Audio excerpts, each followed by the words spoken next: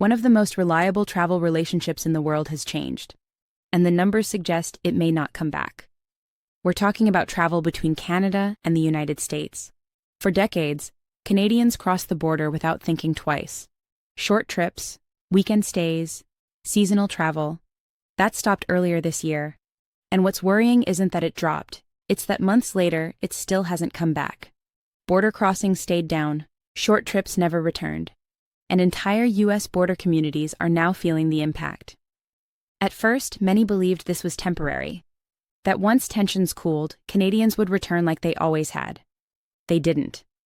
Now, as 2025 comes to an end, even Congress is acknowledging what border towns already know. This wasn't a pause. It was a shift. In this video, we're going to break down how it happened and why this change now looks permanent. This shift didn't happen by accident. It started when Donald Trump returned to power and immediately changed the tone of the relationship with Canada. Comments about Canada becoming a 51st state, public dismissals of Canadian leadership, and renewed tariff threats didn't stay in the realm of politics. They landed directly with travelers. And Canadians reacted fast. In January and February, cross-border travel dropped sharply.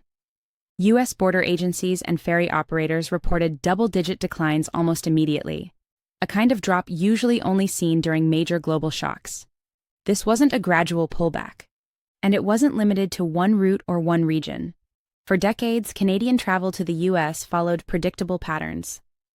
Even during disagreements, Canadians kept crossing for shopping, short stays, and seasonal visits. This time was different. Day trips disappeared, short stays thinned out, border crossings that normally bounced back within weeks stayed unusually quiet. What mattered wasn't just what was said, it was how quickly behavior changed. Canadians didn't announce a boycott, they didn't organize protests. They simply changed their plans and moved on.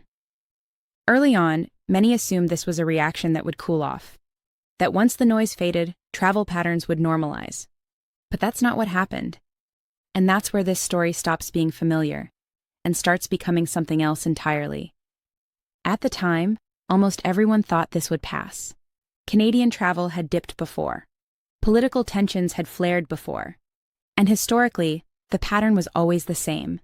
Things cooled down and crossings recovered. That's what officials were waiting for.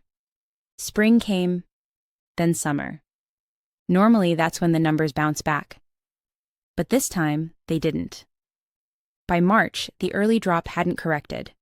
By June, the usual seasonal rebound still hadn't appeared. And by late summer, it was clear this wasn't a delay. For 10 straight months, Canadian trips into the U.S. stayed in double-digit decline compared to 2024. There wasn't a single rebound month, no reset point. Land crossings remained sharply down month after month. Air travel from Canada followed the same pattern, declining steadily instead of recovering. What stood out wasn't just the size of the drop, it was the persistence. Historically, Canadian travel to the U.S. snaps back quickly once uncertainty fades. In 2025, the behavior held. And this wasn't because Canadians stopped traveling. Travel within Canada increased over the same period. Overseas trips continued to rise. People were still booking vacations, just not to the United States. That's when the assumption quietly collapsed. The early drop didn't reverse, it held. And once that became clear, the impact stopped being theoretical. It started showing up in specific places, and some states felt it first. A recent congressional report shows Canadian travel into the U.S. was down around 20% in key border regions over the first 10 months of 2025. In some places, the effect was immediate. Montana was one of them. In 2024, Canadians made up nearly 80% of all international visitors to the state. When those travelers stopped coming, businesses noticed quickly. One hotel in Montana reported a $38,000 loss after a single Canadian sports team canceled its booking, a reservation that included 70 hotel rooms and a 200-person dinner. One decision, one weekend. Tens of thousands of dollars gone. And Montana wasn't alone. In Maine, business owners described 2025 as the worst year they've seen, even worse than COVID. In New Hampshire, the shift showed up just as clearly.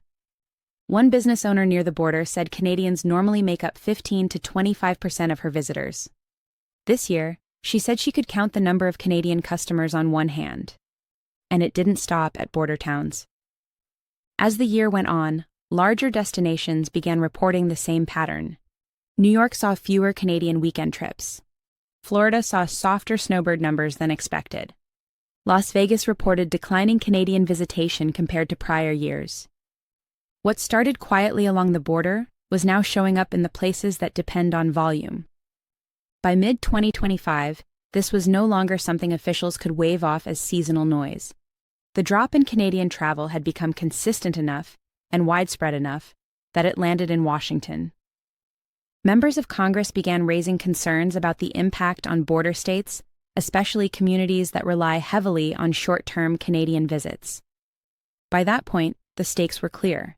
Canadian tourism had contributed over $20 billion to the U.S. economy the year before, supporting roughly 140,000 American jobs, and the losses were no longer theoretical. What stood out wasn't just the numbers, it was the language. Lawmakers and state leaders began openly linking the decline to politics, not economic conditions. Tariff threats, border friction, rhetoric that had crossed from headlines into real economic consequences. That alone was telling. You don't see elected leaders walking that line unless something meaningful is at risk. The quiet assumption that this would fix itself was gone. At this point, the concern wasn't just lost weekends or missed bookings. It was whether trust had been damaged in a way that couldn't be quickly undone. And that realization set off the next phase of this story. Once the concern became public, the response followed quickly. States that rely heavily on Canadian visitors began changing their messaging, and in some cases, their tone entirely. Tourism boards launched campaigns aimed directly at Canadians. Border communities emphasized friendship, familiarity, and shared history. California was one of the most visible examples. Governor Gavin Newsom publicly urged Canadians not to conflate local communities with Washington politics, stressing that California still welcomed its neighbors from the north. The message was clear: we're not that America. Other states followed similar paths. Some leaned into reassurance. Others offered incentives aimed specifically at Canadian travelers. But there was a problem. Most of these efforts came months after travel patterns had already shifted. By the time ads were running and statements were being made, many Canadians had already changed their plans. Vacations were redirected elsewhere. Summer trips were booked domestically or overseas. The absence wasn't emotional anymore. It was logistical. And the data suggested these campaigns weren't reversing the trend. Even as states softened their messaging, Canadian travel numbers stayed well below normal levels. The outreach didn't spark a rebound. It confirmed how much had already changed, which raised an uncomfortable question. If reassurances and incentives weren't enough to bring Canadians back, what would? What became clear by the end of 2025 was that Canadians hadn't stopped traveling. They had simply changed where they were going. Data from Canada and international tourism agencies showed domestic travel surging throughout the year. At the same time, Canadian trips to places like Mexico, the Caribbean, and parts of Europe climbed sharply, even as travel to the U.S. stayed depressed.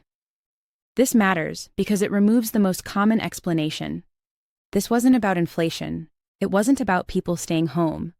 Canadians were still booking flights, still planning vacations, still spending.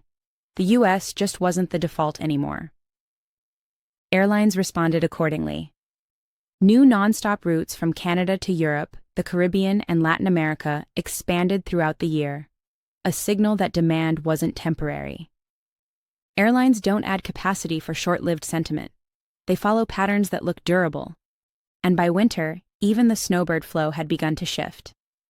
Instead of defaulting to familiar U.S. states, more Canadians were choosing alternatives that didn't involve the border at all. That's when this stopped looking like a pause. Because once travel habits reset, once people build new routines, new favorites, new expectations, they don't snap back automatically. By the end of 2025, the shift wasn't waiting to reverse. It had settled in. This story was never really about tourism numbers. Travel is just one of the first places relationships show stress. For decades, the US and Canada shared one of the easiest travel relationships in the world. Crossing the border felt routine, almost invisible. And because of that, it was easy to assume it would always bounce back. But 2025 showed something different. What changed wasn't just where Canadians traveled. It was how they felt about crossing the border at all. Once that sense of ease is disrupted, it doesn't automatically return. Not with ads, not with discounts. Trust takes longer to rebuild than most economic models expect. One business owner described it plainly. This wasn't just about tariffs or tourism anymore. It was long-lasting damage to a relationship. And emotional damage takes time to heal. That's why this shift matters. Not because American cities can't survive without Canadian visitors, but because one of the quietest, most reliable connections between two neighboring countries changed without protests or announcements. Canadians didn't make a statement, they made new plans. As 2025 comes to a close, the question isn't whether Canadian travel to the US will rebound next year. It's whether the relationship that made that travel effortless still exists in the same way. And that's where things stand as 2025 comes to a close. If you've noticed this change yourself or experienced it firsthand, feel free to share your thoughts in the comments. Thanks for watching, and I'll see you in the next one.